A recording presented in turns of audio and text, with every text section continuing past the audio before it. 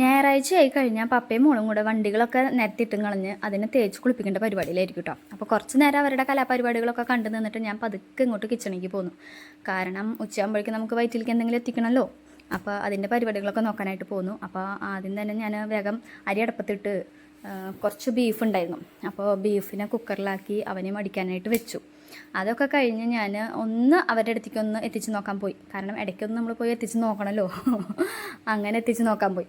പിന്നെ ഇവരുണ്ടെങ്കിലേ, ഇപ്പോൾ ഏട്ടനും ലച്ചും ഉണ്ടെങ്കിൽ നമ്മുടെ അന്നത്തെ ദിവസത്തെ പണികളൊക്കെ ഭയങ്കര സ്ലോയിൽ നടക്കുള്ളൂ. അവരുടെ പിന്നാലെ നമ്മൾ ഓരോന്നിനായിട്ട് നിൽക്കണം. അപ്പോൾ എല്ലാ പണിയും കഴിഞ്ഞ് വരുമ്പോൾ ഏതാണ്ട് ഉച്ച നേരമാവും കുളിയൊക്കെ കഴിഞ്ഞ് വരുമ്പോൾ ഇവരുള്ള ദിവസങ്ങളിൽ. അങ്ങനെ അപ്പോൾ അതേ ബീഫ് ഞാൻ കുക്കറിൽ പകുതി വേവിച്ചുള്ളൂ കേട്ടോ. ബാക്കി പകുതി ചട്ടിയിലിട്ട് വെള്ളം വറ്റിച്ചെടുക്കും. അപ്പോൾ നല്ലോണം അതിനകത്ത് കിടന്ന് ഒന്നും കൂടെ വേവും. അങ്ങനെ അത് മൂടി വെച്ച് ചെന്നപ്പോഴേക്കും ഏട്ടൻ്റെ ആഷ്ലിനെ കുളിപ്പിച്ച് അവളുടെ ഹെയറൊക്കെ സെറ്റ് ചെയ്തുകൊണ്ടിരിക്കുകയാണ്.